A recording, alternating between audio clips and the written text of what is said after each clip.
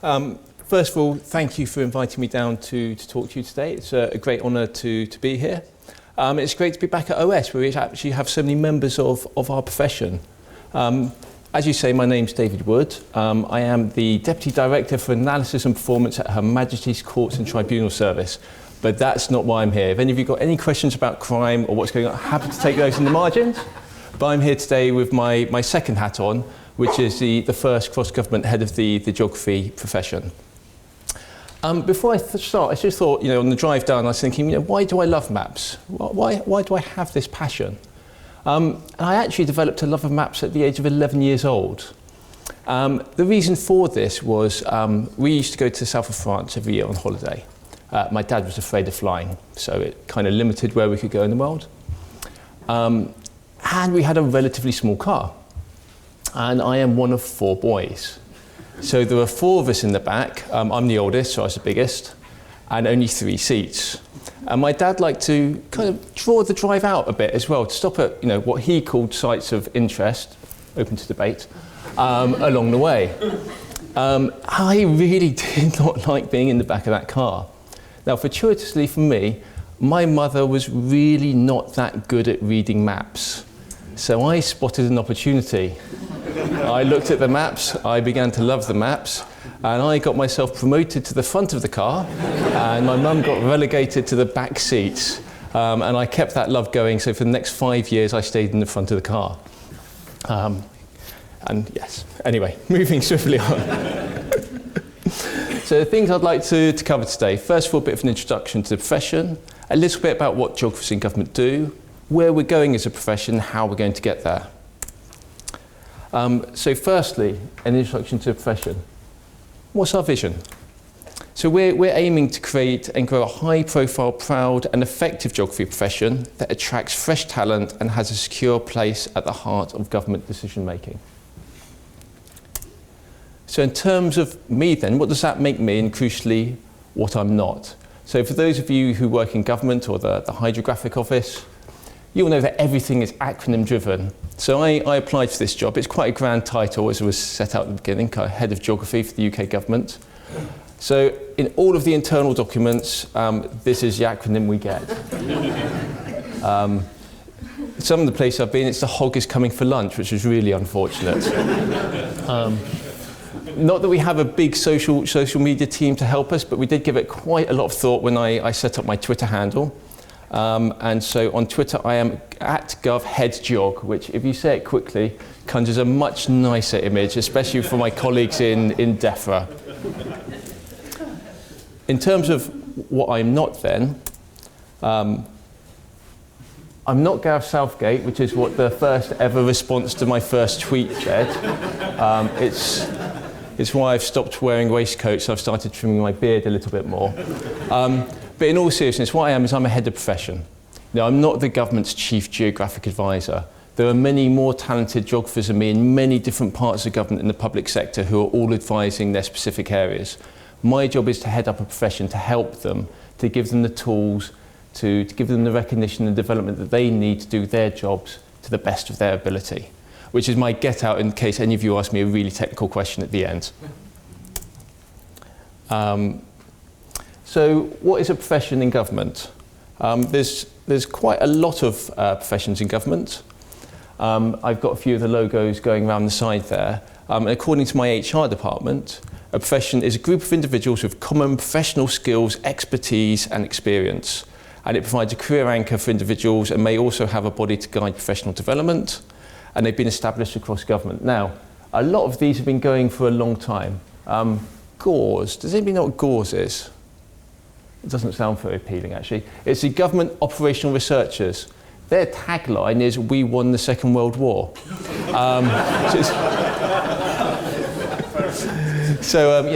They were formed in the Second World War. It's all about supply chains, logistics, that kind of operational thinking. And it's grown a lot since then. I think the geography profession's tagline is, "We'll win the third war with geospatial thinking," but hopefully that won't come to pass. But these professions have been in government for a long, long time. And geography has never been part of a profession. So it's never had that recognition. And it's not supported as much as some of these other professions. And it doesn't give the geographers the same opportunities So that's why I was really passionate to take on this role.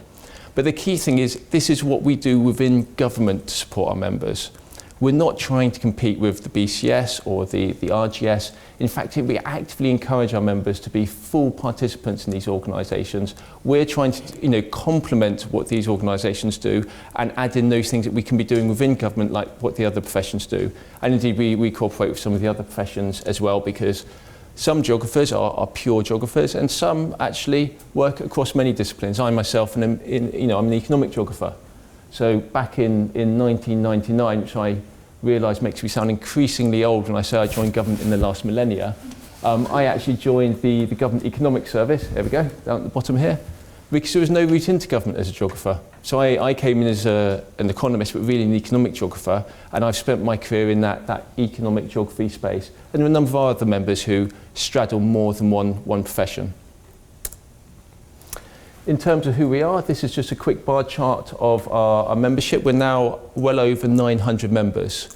So looking back at that previous slide at some of the other professions, we're now actually bigger than some of them, which just shows how much geography there is in government, which is only a good thing. The Environment Agency at DEFRA is currently our biggest concentration with 200 members. The Ministry of Defence comes in second with 182.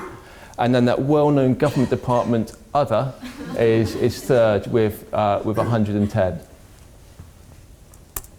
So in terms of what our geographers do, when you register for the profession, because we're part of the wider government science and engineering profession, you have to say what your areas of interest are. So we've done a quick wordle of those terms that come up the most. So you've got geography big in the middle there, thankfully. You've got geospatial, GIS, mapping, hydrology from my colleagues from the UKHO, but also things like analysis, which shows the broad church that the geography profession is. So a lot of our members at Ordnance Survey, at MOD, cartography is at their core, it's what they do day in, day out. But at the other extreme, we have people who are more spatial data scientists who are using that geospatial data to drive new insights. There's also crime at the top left there, which I hope is an area of study and not what they get up to in their spare time. In terms of what our geographers do, actually I'll give you a few examples from the Geographers in Government Awards, which we launched last year. And these are the winners of our 5 individual categories. So we had a category for advancing geospatial data science, and actually the team at ONS won that.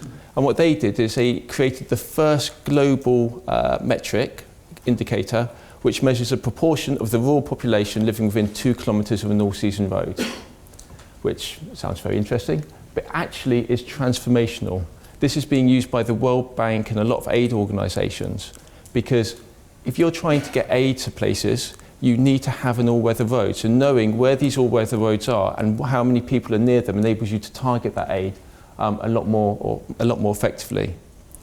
We had an operational delivery prize which went to Ben Page at Natural England, and he had a new evidence-based approach for conservation of the great crested newt, which really brought together that geospatial information with that geology information, and what it enabled was the licensing time to be cut dramatically, which really speeded up for developers, but also enabled the protection of this species. The Excellence in Geovisualization and Cartography Award, rather appropriately, went to Ordnance Survey for the work on developing the OS Open Zoom stack, which I'm sure a lot of you know and love. And we also had an Impact on Policy award as well.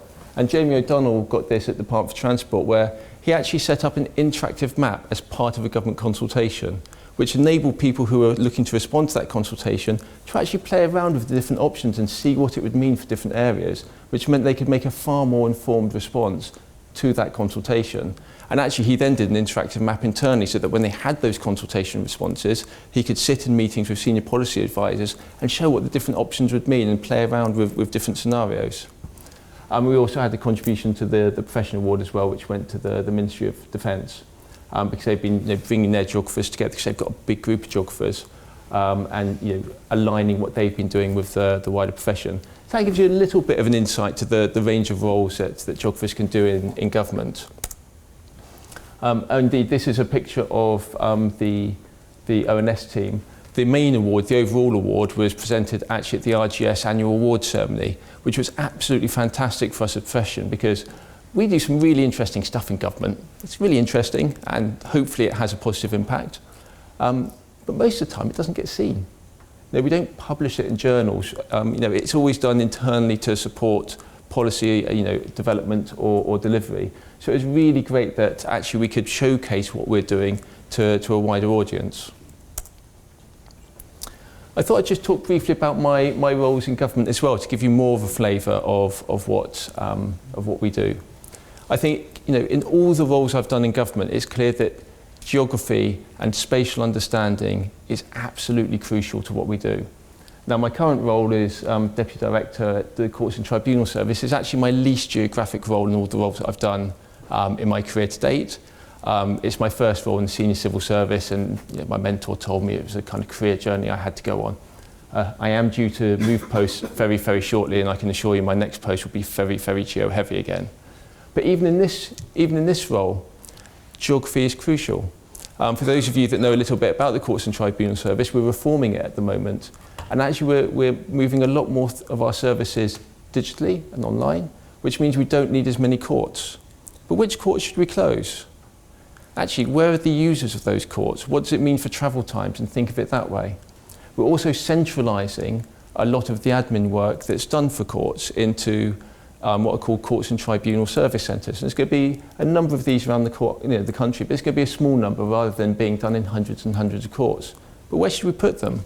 You know, where are our staff? What does that mean for travel times? What are the local labour markets like? So bringing together all of this geo information and putting it back to decision makers in good maps and really helps develop that. But all of my roles have had geo in them. So my last role as Department for Education, I did a lot on teacher training. And actually we had one data set over here which told me where all of the good providers of teacher training were and where we were sending our trainee teachers to work. But there was another data set over here that told me where teachers work. If you combine the two together, you can say, well, where do people go on to teach when they finish teaching? And what it showed was a lot of teachers end up teaching in the areas that they trained. And you find out subsequently that either people, when they go on to do their teacher training, they either love the town that they've gone to do their degree in and they decide to stay there, so they do teacher training and they settle down, or a lot of them move back home after they've done their first degree, usually to move in with mum and dad because it's cheaper. They then do their teacher training and end up teaching locally. So actually, if most people teach where they train, then surely where we put those training places really matters. Because if we put all of our training places in the northwest, we're going to create a local supply shortage in the southwest. So suddenly we started thinking not just about the quality of the provision, but where we put those places. I worked at the Department for Business, Energy, Innovation and Skills on the Regional Growth Fund. And this was kind of launched after the coalition came in to bring jobs and growth, in particular in those parts of the country that were overly affected by the recession. And apparently, we were the first people to ever use live maps with cabinet outside of a military setting. So, if we've all watched The West Wing and things like that, you always see the president there with the live map. So they've always used it. But for a policy question, we were the first ones to use live maps. So as ministers were considering which of the many different bids to support, they could see what the spatial impact of it was. And I've got plenty more examples there, which I can go through later if anyone's interested, but I'm conscious of time, so I'll press on. So where are we going? So to realise our vision, to have this high profile, proud and effective geography profession, how are we going to do it? So learning from McKinsey earlier, I've grouped it into threes. So there's three big buckets of activity that we're going to do. First of all, we want to grow the geography community within government. Part of that is actually bringing together the geographers within government to create this profession. But there's also going to be quite a lot of outreach. We're starting to do a lot more outreach, going into schools to inspire that next generation of geographers. The second main bucket then is professionalising geography within government. And there will be things here about professional standards and thinking through things like chartership, what support we can provide, including structures and mentoring, and kind of opening up opportunities, because at the moment certain roles are always advertised for certain professions. actually we are now a profession, and getting those roles opened up will enable geographers to have a greater variety of roles within government. And the third bucket is really the tougher one to crack, which is creating the environment for geographers to have the maximum impact within government. Part of this is about raising the profile within government, but part of it is about embedding geography in the policy making cycle. In terms of how we'll get there, we've got a few benefits of membership. Now, we are a relatively new profession. We have been going just over 18 months, and I do this technically on 2 days a month, which is why you'll see me on my laptop. So as long as I send just a few emails to my boss today, he won't realise that I'm here, and I won't have to count it as a whole day. I'll just count it as part of the day. But in terms of the benefits of membership, first of all, community. There's a community of over 900 geographers across government, and we actually have an online Slack community now, which is where geographers can come together and ask each other questions. Where you've got a big community of geographers like the MOD, not a big an issue because there's hundreds of them together. But if you're a geographer in a smaller department and there aren't any other geographers around you, it's a really great place to do that. We've got a mentoring scheme. Actually, we're about to relaunch that because of new initiatives in government, but we're offering that mentoring service. Can any of you guess what this is? So when I said to my kids one morning, they said, "What are you doing today, Dad?" I said, "Oh, it's going to be a really good day. I'm going to the gig." And they were like, "Oh, which gig?" This is what they were thinking. When I said it's a Geography in Government conference and it looked something like this, they got a bit bored and wandered off. But yes, we have our first annual conference last year, which over 100 members attended. We're going to have another one this year, but we're moving it to the RGS so that more of our members can attend, and that's free to attend. We've got the annual awards, which I mentioned previously. And we do a lot of promotion, so for events or job opportunities within government, we do a lot of promotion of that.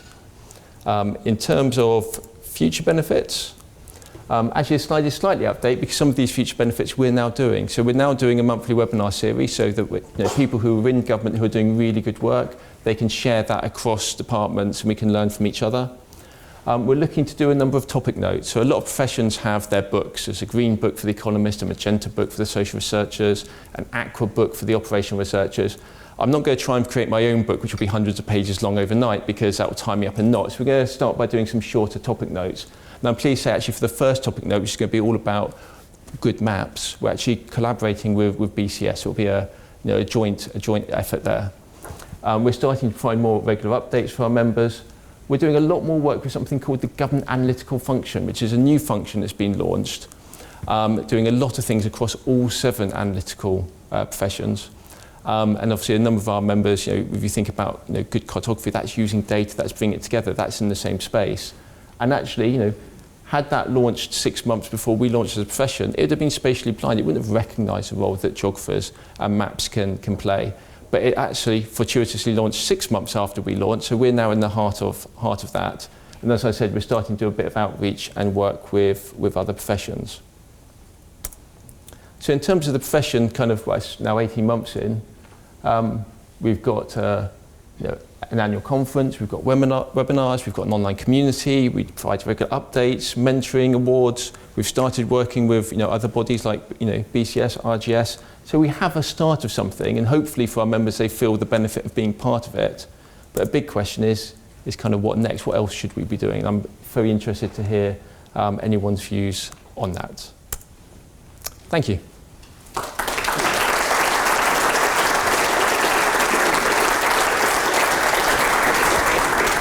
David, thank you. We've got a little time for some questions, if there's anything that you're right. One at the back there immediately. Does the initiative include local government, and does it include Scotland and Wales as well as England? Good question. Thank you for asking that. As an omission on my part. So most of the professions I showed you on that slide are open only to the civil service. But when we established the geography profession, when it was established, we joined the wider government science and engineering profession for a number of reasons, but one of those is it's open not just to civil servants, but to public servants and Crown servants. So that includes organisations like the Ordnance Survey, and it actually does also include local government as well. And we did have a local authority who was shortlisted for one of our awards last year Unfortunately, they didn't win, but they came to the award ceremony, and it does also include Scotland and Wales. And there's a little bit of a race going there because one of my deputies, who spends, again, 1 to 2 days a month, he's actually based up in the Scottish Government now. And another one of my deputies lives in Wales, and they're trying to compete with each other to see whether Wales or Scotland gets on top. They're within about 5 of each other at last count. I'm going to get another cut very soon. So yes, it does include both of those. Thank you. Oh, right, one. Do you have any champions in government in either the Commons or the Lords? So Baroness Chalker, with her role at the RGS, has been a big support, which is fantastic. Generally speaking, in the Commons and the Lords, they don't have big roles to play in the government professions, because government professions are about supporting individuals across government rather than making recommendations on specific policy. And of course, we want to be a profession that lasts a length of time, so we should have that slight separation. Right, David will still be around the rest of the day, so if you have further questions and want to tackle him on anything at greater depth, then do so over lunch or one of the breaks. But thank David, thank you.